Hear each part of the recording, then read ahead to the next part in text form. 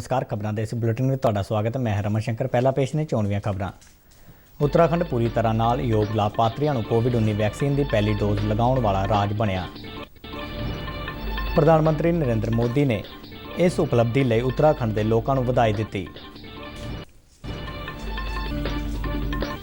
राष्ट्रव्यापी कोविड टीकाकरण मुहिम जोरां ते। हुण तक 97 करोड़ 79 लाख तो वध लोगों का टीकाकरण होया। बीते 24 घंटिया दौरान कोरोना के 13,586 नवे मामले दर्ज। युवा मामलों ते खेडा बारे मंत्री अनुराग सिंह ठाकुर मुताबक स्वच्छ भारत मुहिम हेठ हुण तक 50 लाख किलोग्राम तो वध कचरे का निपटारा। डेरा सच्चा सौदा के साबका प्रबंधक रणजीत सिंह हत्या मामले में गुरमीत राम रहीम समेत 4 होर दोषियों को उम्र कैद। पंजाब विच वख-वख थावां ते किसानां वल्लों रेल गड्डियां रोकियां गईयां, मुसाफिर होए खज्जल खुआर। भारत सरकार की मुद्रा योजना तहत मानसा जिले में लाभार्थियों को 57 करोड़ रुपए तो वध के कर्जे दिए गए। झोने की पराली को अग लाउण तो रोकण लई मुख सकत्तर ने वख-वख जिलों के डिप्टी कमिश्नरां नाल गलबात की।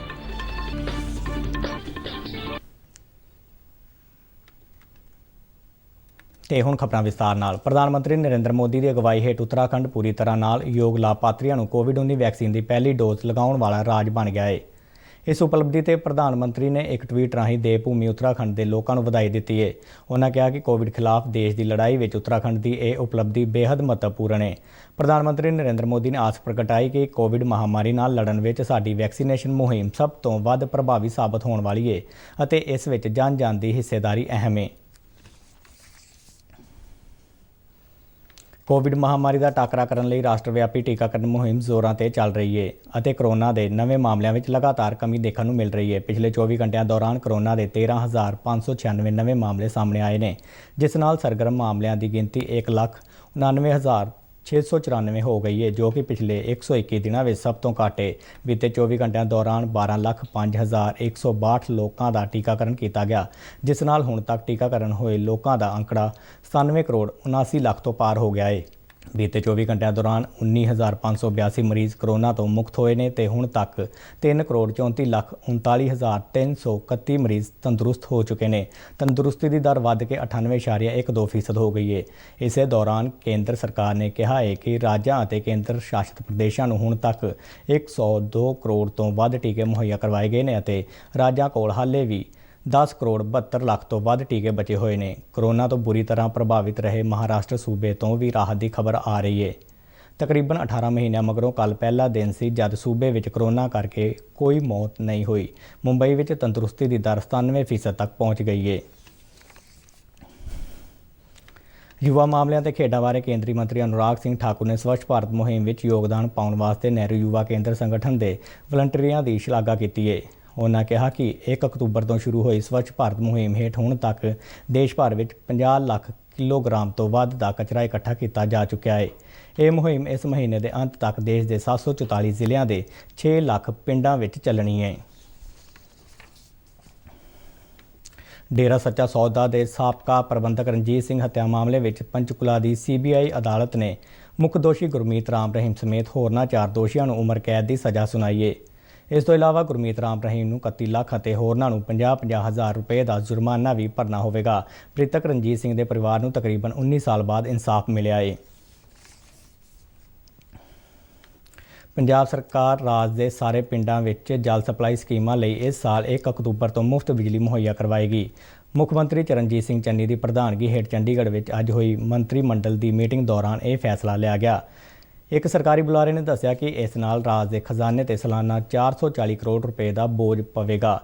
बुलारे ने दस्सिया कि पेंडू जल सप्लाई स्कीमां दीयां सेवा दरां 70% घटाउण नूं भी प्रवानगी दी गई है और शहरी इलाकों में सारे वर्गों के घरेलू कनैक्शनां लई पीण वाले पानी दीयां दरां घटा के 50 रुपए प्रति महीना कीतियां गईयां ने। लखीमपुर खीरी घटना के विरोध में संयुक्त किसान मोर्चे के सद्दे ते अज पंजाब में वख-वख थावां ते किसानां ने सवेरे 10 बजे तो लैके शाम 4 बजे तक रेल गड्डियां रोकियां। ਇਸ ਨਾਲ ਵੱਖ-ਵੱਖ ਰੇਲ ਸੈਕਸ਼ਨਾਂ ਤੇ ਆਵਾਜਾਈ ਤੇ ਅਸਰ ਪਿਆ ਅਤੇ ਯਾਤਰੀਆਂ ਨੂੰ ਕਈ ਮੁਸੀਬਤਾਂ ਦਾ ਸਾਹਮਣਾ ਕਰਨਾ ਪਿਆ। ਅੰਮ੍ਰਿਤਸਰ ਤੋਂ ਚੰਡੀਗੜ੍ਹ ਜਾਣ ਵਾਲੀ ਰੇਲ ਗੱਡੀ ਨੂੰ ਕਿਸਾਨਾਂ ਨੇ ਜਲੰਧਰ ਸ਼ਹਿਰ ਦੇ ਨੇੜੇ ਦਕੋਆ ਕੋਲ ਰੋਕ ਲਿਆ, ਜਿਸ ਨਾਲ ਕਈ ਮੁਸਾਫਿਰ ਖੱਜਲ ਖੁਆਰ ਹੋਏ।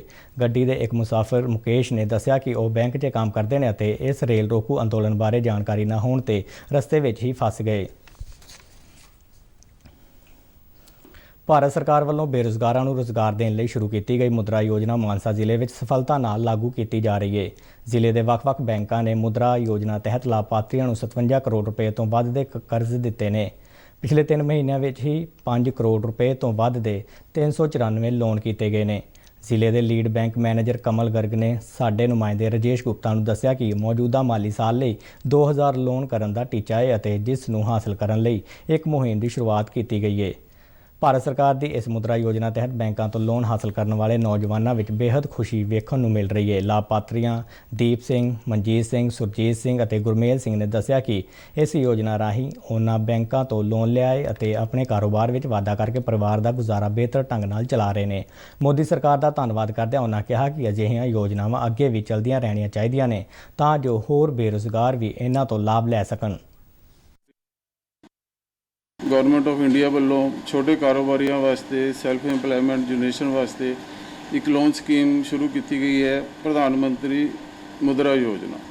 ਪਿਛਲੇ 7 ਸਾਲਾਂ ਤੋਂ ਇਹ ਸਕੀਮ ਸਾਰੇ ਬੈਂਕਾਂ ਦੇ ਵਿੱਚ ਬੜੀ ਅਗਰੈਸਿਵਲੀ ਇੰਪਲੀਮੈਂਟ ਹੋ ਰਹੀ ਹੈ ਤੇ ਬਹੁਤ ਸਾਰੇ ਲਾਭਪਾਤਰੀਆਂ ਨੇ ਇਹਦਾ ਸਕੀਮ ਦਾ ਫਾਇਦਾ ਉਠਾ ਕੇ ਆਪਣਾ ਕਾਰੋਬਾਰ ਸ਼ੁਰੂ ਕੀਤਾ ਹੈ। ਇਸ ਸਕੀਮ ਦੇ ਅੰਦਰ 10 ਲੱਖ ਤੱਕ ਦੇ ਜੋ ਲੋਨ ਹੈ ਉਹ ਬਿਨਾਂ ਕਿਸੇ ਗਰੰਟੀ ਤੋਂ ਜਾਂ ਬਿਨਾਂ ਕਿਸੇ ਸਿਕਿਉਰਿਟੀ ਤੋਂ ਲਾਭਪਾਤਰੀਆਂ ਨੂੰ ਦਿੱਤੇ ਜਾਂਦੇ ਹਨ। ਅਸੀਂ ਮਾਨਸਾ ਜ਼ਿਲ੍ਹੇ ਦੀ ਗੱਲ ਕਰੀਏ ਤਾਂ ਮਾਨਸਾ ਜ਼ਿਲ੍ਹੇ ਦੇ ਵਿੱਚ ਹੁਣ ਤੱਕ 4887 ਦੇ ਕਰੀਬ ਲੋਨ ਲਾਭਪਾਤਰੀਆਂ ਨੂੰ ਦਿੱਤੇ ਜਾ ਚੁੱਕੇ ਔਰ ਇਹਦੇ ਵਿੱਚ 57 ਕਰੋੜ ਦੇ ਕਰੀਬ ਅਮਾਉਂਟ ਜੋ ਹੈ ਡਿਸਬਰਸ ਕੀਤਾ ਜਾ ਚੁੱਕਾ। ਦੀਪ ਸਿੰਘ ਨਾਮ ਹੈ ਜੀ ਮੇਰਾ।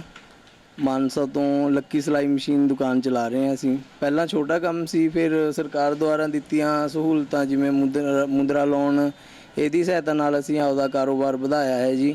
ਸਰਕਾਰ ਦਾ ਧੰਨਵਾਦ ਕਰਦੇ ਹਾਂ ਤੇ ਇਹੋ ਜਿਹੀਆਂ ਫੈਸਿਲਿਟੀਆਂ ਲੋਕਾਂ 'ਚ ਦੇਣ ਤੇ ਲੋਕ ਆਪਦਾ ਕਾਰੋਬਾਰ ਵਧਾਉਣ। ਮੈਂ ਮਨਜੀਤ ਸਿੰਘ ਮਾਨਸਾ ਪੰਜਾਬ ਤੋਂ ਜੀ।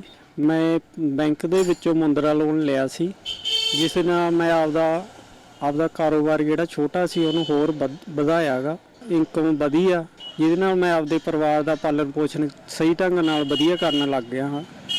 ਮੈਂ ਚਾਹੁੰਦਾ ਹਾਂ ਇਹ ਜਿਹੀਆਂ ਸਕੀਮਾਂ ਗੌਰਮੈਂਟ ਹੋਰ ਵੀ ਦੇਵੇ, ਹੋਰ ਨੌਜਵਾਨਾਂ ਨੂੰ ਦੇਵੇ ਵੱਧ ਚੜ੍ਹ ਕੇ ਤੇ ਵਧਾਏ, ਜਿਹਦੇ ਨਾਲ ਨੌਜਵਾਨ ਤੇ ਸਾਡੇ ਵਰਗੇ ਹੋਰ ਦੁਕਾਨਦਾਰ ਆਪਦਾ ਬਿਜ਼ਨਸ ਨੂੰ ਹੋਰ ਅੱਗੇ ਵਧਾ ਸਕਣ। ਇਸ ਤੇ ਮੈਂ ਕੇਂਦਰ ਸਰਕਾਰ ਦਾ ਧੰਨਵਾਦ ਕਰਦਾ ਜਿਨ੍ਹਾਂ ਨੇ ਮੁਦਰਾ ਲੋਨ ਦੀ ਸਕੀਮ ਸ਼ੁਰੂ ਕੀਤੀ ਤੇ ਸਾਡੇ ਵਰਗੇ ਨੌਜਵਾਨਾਂ ਨੂੰ ਅੱਗੇ ਕਾਰੋਬਾਰ ਵਧਾਉਣ ਵਿੱਚ ਸਹਾਇਤਾ ਮਿਲੀ। ਸਰਜੀਤ ਸਿੰਘ ਜੀ। ਹਾਂਜੀ, ਸੈਂਟਰ ਸਰਕਾਰ ਨੇ ਜਿਹੜੀ ਮੁਦਰਾ ਸਕੀਮ ਚਲਾਈ ਹੈ ਜੀ, ਇਹ ਬਹੁਤ ਵਧੀਆ ਜੀ। ਇਹਦੇ ਲੋਨ ਨਾਲ ਸਾਨੂੰ ਅਸੀਂ ਕੰਮ ਵਧਾਇਆ ਅੱਗੇ ਨਾਲੋਂ ਬਹੁਤ ਵਧੀਆ ਤੇ ਹੋਰ ਵੀ ਵਧਾਵਾਂਗੇ। ਬੇਰੁਜ਼ਗਾਰ ਨੇ ਉਹਨਾਂ ਨੂੰ ਇਹ ਸਕੀਮ ਦਾ ਬਹੁਤ ਲਾਭ ਹੈ ਤੇ ਗਵਰਨਮੈਂਟ ਦਾ ਅਸੀਂ ਧੰਨਵਾਦ ਕਰਦੇ ਹਾਂ, ਸੈਂਟਰ ਸਰਕਾਰ ਦਾ। ਮੈਂ ਗੁਰਮੇਲ ਸਿੰਘ ਬੋਲ ਰਿਹਾ ਜੀ, ਗੁਰਦੁਆਰਾ ਚੌਂਕ ਚੋਂ, ਪੰਜਾਬੀ ਜੁੱਤੀ ਵਾਲੇ। ਵੀ ਅਸੀਂ ਸੈਂਟਰ ਸਰਕਾਰ ਤੋਂ ਲੋਨ ਲੈਤਾ। ਪਹਿਲਾਂ ਸਾਡਾ ਕੰਮ ਛੋਟਾ ਸੀਗਾ, ਮੁਦਰਾ ਲੋਨ ਲੈਤਾ ਜੀ। ਵੀ ਉਸ ਤੋਂ ਬਾਅਦ ਕਾਰੋਬਾਰ ਅਸੀਂ ਵਧਾਇਆ, ਸਾਡਾ ਵਧੀਆ ਕੰਮ ਚੱਲ ਰਿਹਾ। ਅਸੀਂ ਕੇਂਦਰ ਸਰਕਾਰ ਦਾ ਧੰਨਵਾਦ ਕਰਦੇ ਹਾਂ।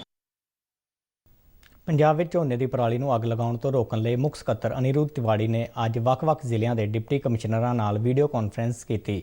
ਇਸ ਵੀਡੀਓ ਕਾਨਫਰੰਸ ਰਾਹੀਂ ਮੁੱਖ ਸਕੱਤਰ ਨੇ ਅਧਿਕਾਰੀਆਂ ਤੋਂ ਪਰਾਲੀ ਨੂੰ ਅੱਗ ਲਗਾਉਣ ਤੋਂ ਰੋਕਣ ਲਈ ਕੀਤੇ ਜਾ ਰਹੇ ਯਤਨਾਂ ਦਾ ਜਾਇਜ਼ਾ ਲਿਆ। ਉਹਨਾਂ ਇਸ ਬਾਰੇ ਕਿਸਾਨਾਂ ਨੂੰ ਜਾਗਰੂਕ ਕਰਨ ਲਈ ਵੀ ਆਖਿਆ। 1971 ਦੀ ਭਾਰਤ-ਪਾਕ ਜੰਗ ਵਿੱਚ ਭਾਰਤੀ ਹਥਿਆਰਬੰਦ ਸੈਨਾਵਾਂ ਦੀ ਜਿੱਤ ਦੀ ਯਾਦ ਵਿੱਚ ਪਿਛਲੇ ਵਰ੍ਹੇ 20 ਦਸੰਬਰ ਨੂੰ ਨਵੀਂ ਦਿੱਲੀ ਤੋਂ ਆਪਣੀ ਯਾਤਰਾ ਸ਼ੁਰੂ ਕਰਨ ਵਾਲੀਆਂ 4 ਸਵਰਨਿਮ ਵਿਜੇ ਵਰਸ਼ ਮਸ਼ਾਲਾਂ ਵਿੱਚੋਂ ਇੱਕ ਮਸ਼ਾਲ ਉੱਤਰ ਅਤੇ ਪੱਛਮ ਦੇ ਕਈ ਰਾਜਾਂ ਦੀ ਯਾਤਰਾ ਕਰਨ ਤੋਂ ਬਾਅਦ ਦਿੱਲੀ ਵਾਪਸ ਪਰਤਦਿਆਂ ਬੀਤੇ ਦਿਨ ਜਲੰਧਰ ਮਿਲਟਰੀ ਸਟੇਸ਼ਨ ਪਹੁੰਚੀ।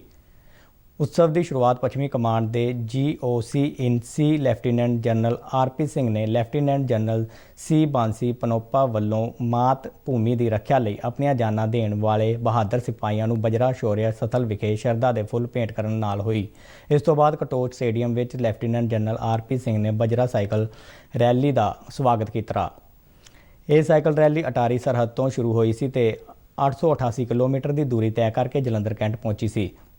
ਇਸ ਮੌਕੇ ਜਲੰਧਰ ਦੇ ਨੌਜਵਾਨਾਂ ਅਤੇ ਬੱਚਿਆਂ ਵਿੱਚ ਦੇਸ਼ ਭਗਤੀ ਦੀ ਭਾਵਨਾ ਪੈਦਾ ਕਰਨ ਲਈ ਇੱਕ ਪੇਂਟਿੰਗ ਮੁਕਾਬਲਾ ਵੀ ਕਰਵਾਇਆ ਗਿਆ ਤੇ ਫੌਜੀ ਉਪਕਰਨਾਂ ਦੀ ਪ੍ਰਦਰਸ਼ਨੀ ਲਗਾਈ ਗਈ। ਲੈਫਟੀਨੈਂਟ ਜਨਰਲ ਆਰਪੀ ਸਿੰਘ ਨੇ ਜਲੰਧਰ ਅਤੇ ਲਾਗਲੇ ਜ਼ਿਲ੍ਹਿਆਂ ਤੋਂ ਆਏ ਯੋਧਿਆਂ ਤੇ ਵੀਰ ਨਾਰੀਆਂ ਨਾਲ ਗੱਲਬਾਤ ਕੀਤੀ ਤੇ ਉਹਨਾਂ ਨੂੰ ਸਨਮਾਨਿਤ ਵੀ ਕੀਤਾ। आज़ादी का अमृत महोत्सव ਨੂੰ ਸਮਰਪਿਤ आज़ादी का सफ़र तहत ਅਸੀਂ ਭਾਰਤ ਦੀ ਆਜ਼ਾਦੀ ਵਿੱਚ ਯੋਗਦਾਨ ਪਾਉਣ ਵਾਲੇ ਵੱਖ-ਵੱਖ ਮੰਨੇ ਪ੍ਰਮੰਨੇ ਅਤੇ ਗੁਮਨਾਮ ਆਜ਼ਾਦੀ ਸੰਗਰਾਮੀਆਂ ਦੇ ਜੀਵਨ ਦੇ ਪਹਿਲੂਆਂ ਤੋਂ ਤੁਹਾਨੂੰ ਜਾਣੂ ਕਰਵਾਉਂਦੇ ਹਾਂ। ਇਸ ਤੋਂ ਇਲਾਵਾ ਆਜ਼ਾਦੀ ਦੇ ਸੰਘਰਸ਼ ਨਾਲ ਜੁੜੀਆਂ ਹੋਰ ਗਤੀਵਿਧੀਆਂ ਬਾਰੇ ਵੀ ਦੱਸਦੇ ਹਾਂ। ਅੱਜ ਦੀ ਕੜੀ ਵਿੱਚ ਅਸੀਂ ਤੁਹਾਨੂੰ ਰਾਮ ਕ੍ਰਿਸ਼ਨ ਖੱਤਰੀ ਬਾਰੇ ਦੱਸਾਂਗੇ। ਪੇਸ਼ ਹੈ ਇੱਕ ਰਿਪੋਰਟ।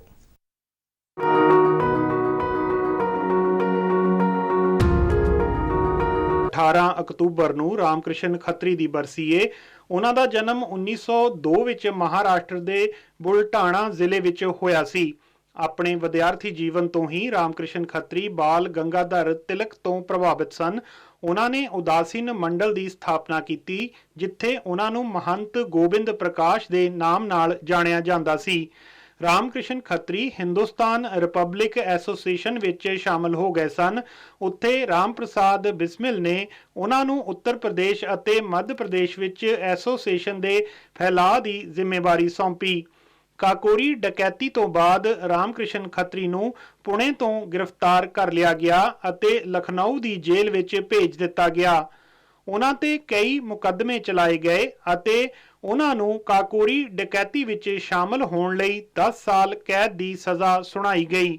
ਜਦੋਂ ਖੱਤਰੀ ਜੇਲ੍ਹ ਤੋਂ ਰਿਹਾ ਹੋਏ ਤਾਂ ਉਹਨਾਂ ਨੇ ਫੌਰੀ ਤੌਰ ਤੇ ਹੋਰਨਾਂ ਕੈਦੀਆਂ ਨੂੰ ਜੇਲ੍ਹ ਤੋਂ ਰਿਹਾ ਕਰਵਾਉਣ ਦੇ ਯਤਨ ਸ਼ੁਰੂ ਕਰ ਦਿੱਤੇ। ਰਾਮ ਕ੍ਰਿਸ਼ਨ ਖੱਤਰੀ ਦੇ ਉਪਰਾਲਿਆਂ ਸਦਕਾ ਹੀ ਕਾਕੋਰੀ ਵਿੱਚ ਸੁਤੰਤਰਤਾ ਸੰਗਰਾਮੀਆਂ ਦੀ ਯਾਦਗਾਰ ਬਣਾਈ ਜਾ ਸਕੀ ਏ। ਰਾਮ ਕ੍ਰਿਸ਼ਨ ਖੱਤਰੀ ਇੱਕ ਲੇਖਕ ਸਨ।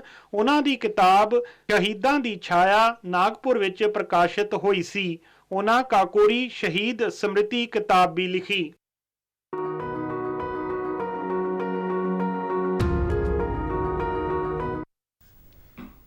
ਪੰਜਾਬ ਦੇ ਵਿਸ਼ੇਸ਼ ਮੁੱਖ ਸਕੱਤਰ ਰਵਨੀਤ ਕੌਰ ਨੇ ਅੱਜ ਨਵਾਂ ਸ਼ਹਿਰ ਜ਼ਿਲ੍ਹੇ ਵਿੱਚ ਝੋਨੇ ਦੀ ਖਰੀਦ ਪ੍ਰਕਿਰਿਆ ਦਾ ਜਾਇਜ਼ਾ ਲਿਆ।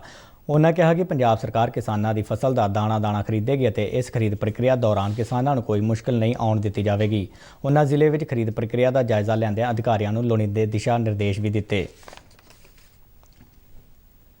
ਇੱਧਰ ਖੇਤੀਬਾੜੀ ਤੇ ਕਿਸਾਨ ਭਲਾਈ ਵਿਭਾਗ ਅਤੇ ਸਹਿਕਾਰੀ ਸਭਾਵਾਂ ਵੱਲੋਂ ਝੋਨੇ ਦੀ ਪਰਾਲੀ ਨੂੰ ਅੱਗ ਨਾ ਲਾਉਣ ਲਈ ਕਿਸਾਨਾਂ ਨੂੰ ਜਾਗਰੂਕ ਕਰਨ ਵਾਸਤੇ ਪਟਿਆਲਾ ਜ਼ਿਲ੍ਹੇ ਦੇ ਸਾਰੇ ਬਲਾਕਾਂ ਵਿੱਚ ਜਾਗਰੂਕਤਾ ਕੈਂਪ ਲਗਾਏ ਗਏ ਨੇ।